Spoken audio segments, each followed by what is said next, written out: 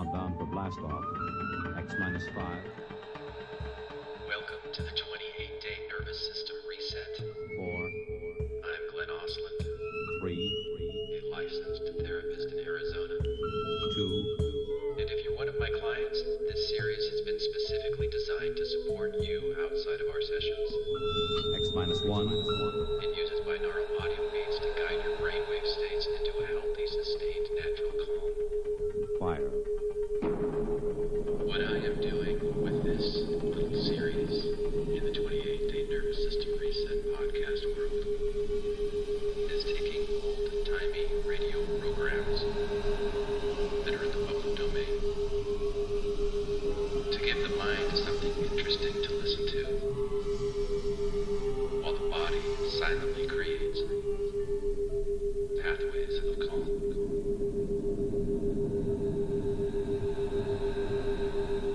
From the far horizons of the unknown come transcribed tales of new dimensions in time and space.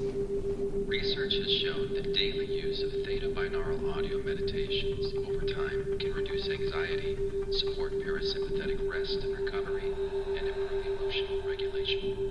These are stories of the future. Adventures in which you'll live in a million, could be years, on 1,000, maybe worlds.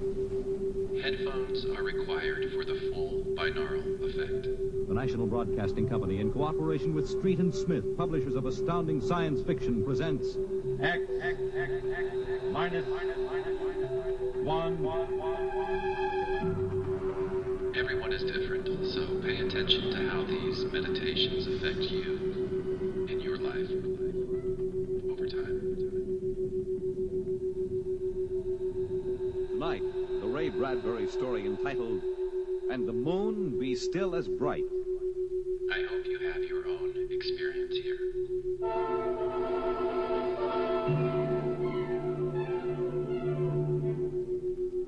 The first 3 expeditions from Mars left Earth in a mushroom of flame, arced through the atmosphere, and finally dwindled to tiny specks in the big eye of the Mount Palomar telescope, and then were lost to sight forever.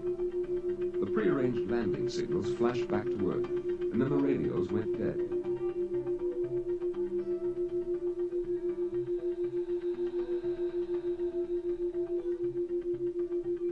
One after the other, ships had disappeared and were never heard from again. But still the rockets came. The 4th expedition emerged from the silent gulfs of space, angled down toward the floating red disk of Mars, down into an orbit as the order came to land.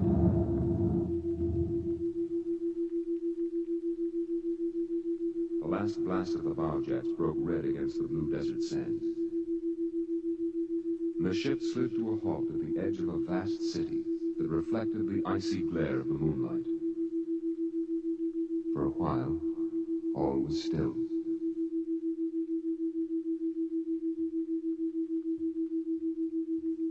All right, Parkhill. Over the airlock. Aye, sir.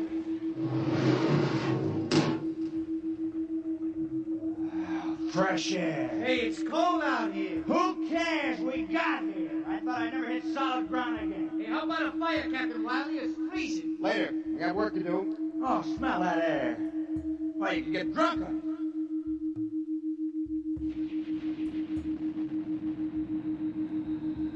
Say, there's an idea. Why don't we break out a bottle and celebrate? Biggs, there will be no drinking done till we're secured. But we're landed, Captain. 3 other expeditions landed and disappeared within 24 hours. And we're not relaxing security till we find out what happened to them. What do you mean, maybe Martians? Sender, you're an archaeologist. How old would you say they are? I can't tell till I study them more closely. It's a kind of engineering we couldn't duplicate on Earth. Well, I'm not interested in the architecture now. I want to make sure there's nothing there that might be dangerous. Mr. Hathaway. Yes, sir? I want you and Spender to take a reconnaissance party into the city and find out what's there. You set up camp here. No man is to go more than 50 feet from this rocket. And there'll be no celebration till Hathaway and his party report back.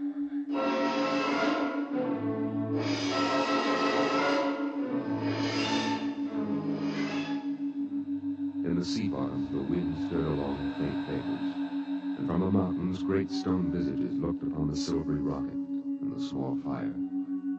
The sky was black overhead. as the two racing moons threw knife-edge double shadows on the desert.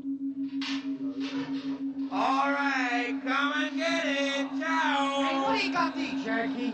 Sawdust smothered in cold chicken fat. Good, I thought it was something I couldn't eat. Hey, Captain, Mr. Hathaway's back. Oh, Captain Wilder. Oh, yes, over here, Mr. Hathaway. Well? Most of the city's dead. Spender says it's been dead a good many thousand years, but we found one part about a mile over. What about it?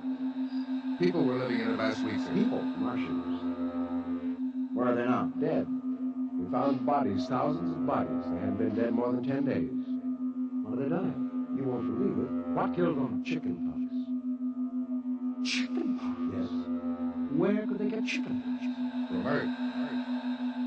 Oh, then the other rockets did get through. Yes. I don't know what the Martians did to them, but I sure know what they did to the Martians. They gave them chickenpox and wiped them out. They just didn't have any resistance to an Earth disease. Think of it, Captain. A race builds itself for 1,000,000 years, refines itself, does everything it can to give itself respect and beauty, and then it dies. Of what? It's like saying the Greeks died of mumps or the proud Roman Empire collapsed because of athletes. We didn't even give them a decent excuse for dying. We just gave them chickenpox. Spender, get hold of yourself. You didn't see those bodies, Captain. No, it must have been a shock. You need a rest, a little relaxation. The Martians are dead. There's nothing you can do about that now. Hey, you hear that? The Martians are all dead. Come on, let's break out a bottle and open it up. How about a case, eh? Good Lord. They have to do that now? Isn't there time later to throw old beer cans into the canals? Spender, you're an idealist. They're not. All they know now is that they're safe. Little shouting won't hurt. You think too much. I will stay on Mars. The first Earthmen on Mars. We gonna celebrate. Yahoo!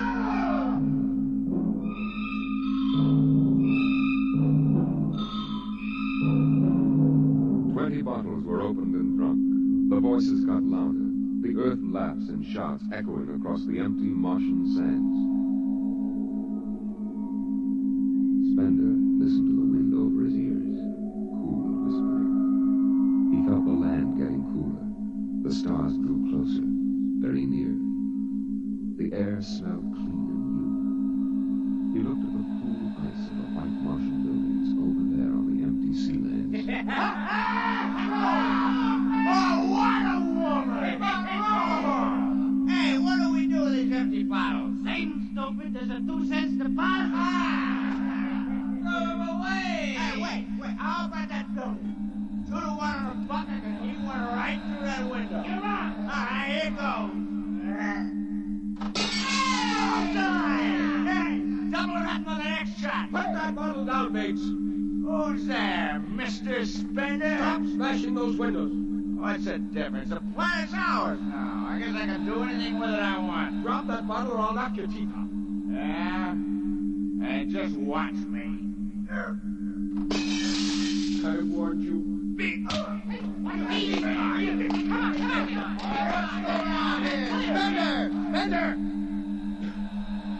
I did it. He's crazy, Captain. He just walked up and slapped me. All right. Spender, you come with me. Now, suppose you explain. What was the idea? The noise, the drunken brawl. And the men are tired. This has been a long trip. And you have a different way of seeing things. Oh, I'm seeing things all right. I'm seeing how we'll ruin Mars. We'll rip it up and rip the skin off the way we've already ruined Earth. Is that why you hit big? Yes. I couldn't stand the idea of them watching us make fools of ourselves. Damn. The Martians. They're dead. They're all dead. They know we're here. Doesn't an old thing always know when a new thing comes? We've come a long way to smash their windows and spit in their wine. Well, maybe you're right. But I'm still going to fine you $50 for that fight. Now, come on, Spender. Suck in your chin. You go back there and play happy.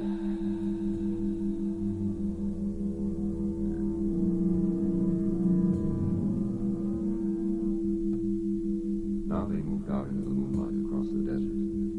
They made their way into the green, dead city. The light of the racing twin moons glinted on the barrel of a pistol. the long blade of a machete, the round, gurgling shape of a raised bottle. The wind blew in from the Dead Sea bottom and brushed through the silvery wire filigree of the towers. Strange music drifted down to the double-shadowed streets, a thin, haunted music that played as it had played through the uncounted years of time. Nobody moved. The moons held and frozen. The wind beat slowly around them. Hey! Hey, you people in the city! Hey, I just want to make a little noise. What kind of a celebration is this, anyway? Come on. They built this city thousands of years ago. And now where are they? How do they die? Who cares? They're dead. That's good enough for me. Lord Byron. What? Lord Byron, a 19th century poet. He wrote a poem that fits this city. Might have been written by the last Martian poet. So we'll go no more a-roving so late into the night. Though the heart be still as loving, though the moon be still as bright. For the sword outwears its sheath, and the soul outwears its breast. And the heart must pause to breathe, and love itself must rest. Though the night was made for loving, and the day returns too soon, yet we'll go no more a-roving by the light of the moon.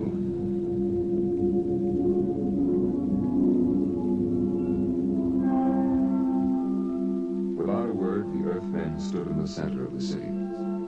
It was a clear night. There was not a sound except the music of the wind. At their feet lay a tiled court, worked into the shapes of ancient animals and images. They stood there, silvered by the double moon beneath the crystal towers of Mars. And then Biggs was sick, and the sour stench of liquor filled the cool air. The men of Earth had come to Mars. And Spender turned and walked away into the city, alone in the moonlight, never once stopping to look back.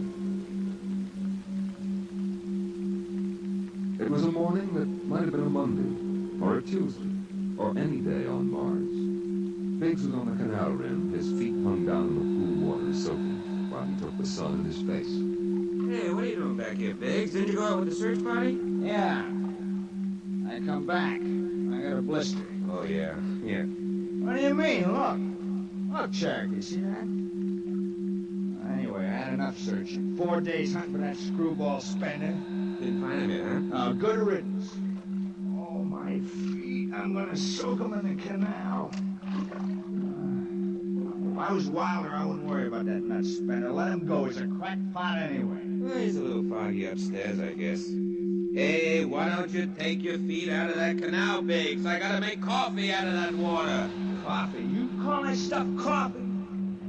I had a motorcycle once that dripped grease that tasted better than... Biggs. Hey, look over there. Where? By that bush, there's someone there. Hey. It's him. Hey, Spender! Spender? He's coming over. Why you stay lost, that crazy jerk? Hi, Spender. Long time no see. Well, Cherokee, I've been exploring some ruins. Oh, you and them ruins. You're like a dog in a boneyard. What's the matter? Just say something. Where you been? Up in the hills. What would you say if I told you I found a Martian? Oh, yeah? Well, never mind.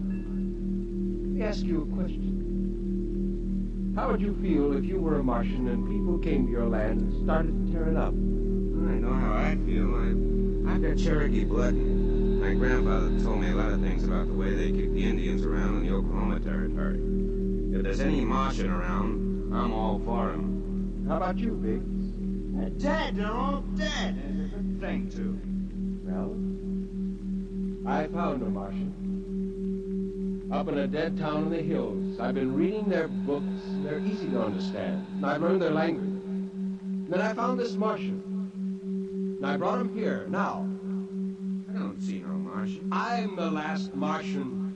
What did you say? Biggs, I'm going to kill you. Oh, cut it out. What kind of a lousy joke is it? Now, don't put that gun away. You're kidding, huh? Spender, you're... He's dead. Cherokee. You're an Indian. You know how the Martian can feel. You can be with me in this. You killed him. You just killed him. He deserved it. You're crazy. Maybe I am. But you can come with me. Come with you for what? Go on, get out of here, crazy murderer. Of all of them, I thought you'd understand. I thought you'd remember what happened to your own people. You get out of here, you crazy murdering. Don't reach for that gun.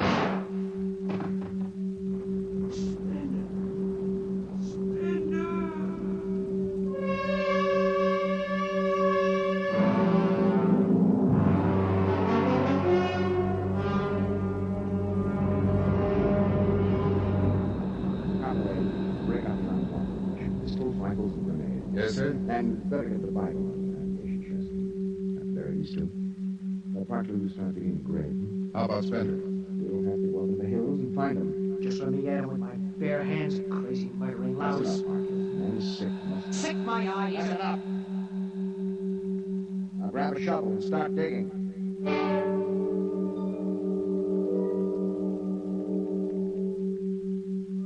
Spender saw the thin dust rising in the valley, and he knew the pursuit was beginning. The sun burned farther up the sky, and the blue sand drifted lazily across the sea bottom below. He sat beside a quiet pool 10,000 years old, and held the silver book. Through the house played the strange wind music of ancient Mars. He heard voices whispering in mind.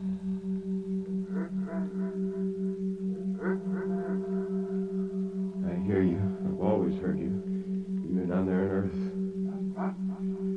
No, I won't run. What's the use?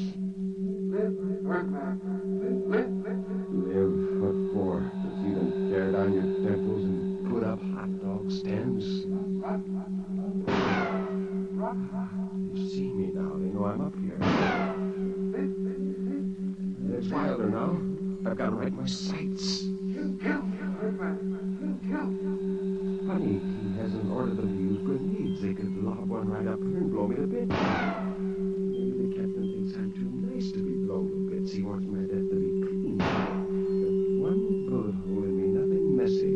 And why? Because he understands me. The only one in the crew who ever did. Well, at least I can do the same for him. Just one bullet in his head, a nice clean death. All I have to do is pull the trigger and then... It's no use, I can't do it to him.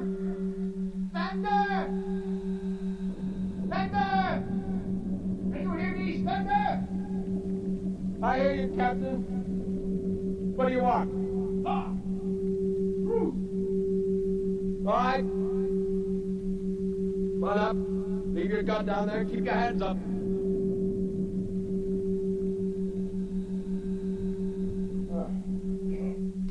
That's quite a climb. Mind if I sit down? How long do you think you can hold out? Until you're all dead. Now, why didn't you kill all of us this morning? You had a chance. You could have. I got sick. After I started killing people, I realized they were just fools and I shouldn't be killing them, but it was too late. So I came up here where I could get angry again. Why did you do it? When I was a kid, my folks took me to visit Mexico City. I'll always remember the way my father acted, loud and big. And my mother didn't like the people because she thought they didn't wash enough. I can see my mother and my father coming to Mars and acting the same way. Anything that's strange is no good to us. We aren't fit to take over this planet. But to kill two men. How would you feel if a Martian spit on the White House floor? You know, you haven't acted very civilized yourself. I'll kill you all off, Father. That'll delay the next rocket 5 years, and then I'll kill them too. And if I'm lucky, I'll live to be 60. And I'll meet every expedition that lands on Mars. Oh, I'll be very friendly. I'll explain our rocket blew up one day. And then I'll kill them off. And I'll save Mars for half a century. And by then, maybe the Earth people will give up. And yet you're outnumbered. We already have them surrounded. In an hour, you'll be dead. I found an underground passage that'll take me back in the hills, Father. I'll go back there. And then I'll pick you off one by one. We'll see. It's a nice town you've got, Miss Spender. beautiful. I'd like to live here. You can. Join me. You're not like them. Why go back to them, Captain? I'll show you what a good life these people had. No, there's too much hurt blood in me. I may even agree with you about this, but that does not change what I must do. You won't stay? No. This is your last chance, Bender. Look, you're sick. Now come along with me quietly. No. One last thing. If you win, do me a favor. Try to see that they don't tear this planet apart. Right. And if it helps, just think of me as a very crazy fellow who went for search one summer day. Be easier on you. I'll think that over. So long, Stan. Bye, Captain. Good luck.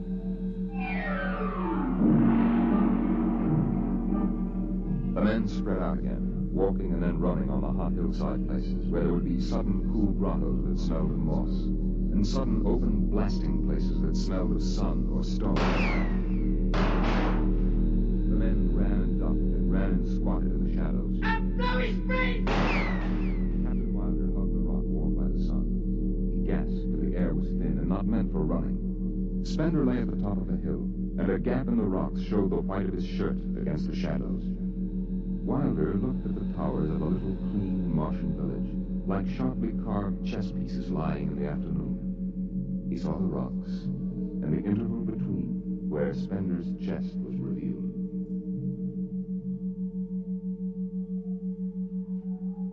Go on, Spender, get out.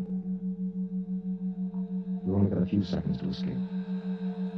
Go on, get out of the caves. Come back later. Here, go now. I've got to win this. I've got to think that I'm right. Pull this trigger. Go now. Get out. I'll get him! A slug in the head, I'll blow his bloody brains! No, fuck you! Put down that gun. I'll do this myself. Spender. Why didn't you get out? Why? Why? Why?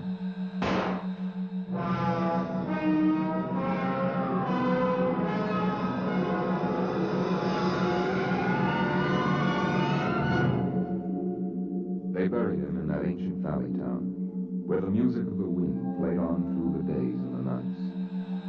They laid him in an ancient silver sarcophagus with waxes and wines which were 10,000 years old, his hands folded on his chest. The last they saw of him was his peaceful face in the cold silver light of the racing twin moons. The captain found the poem in Spender's pocket, and he read it before he shut the marble door. So we'll go no more a-roving so late into the night. Though the heart be still as loving, and the moon be still as bright. Though the night was made for loving, and the day returns too soon, yet we'll go no more a-roving by the light of the moon.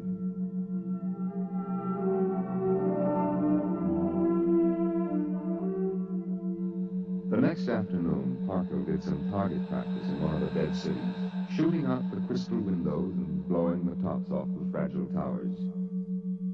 Captain Wilder caught Parker and nearly knocked his teeth out.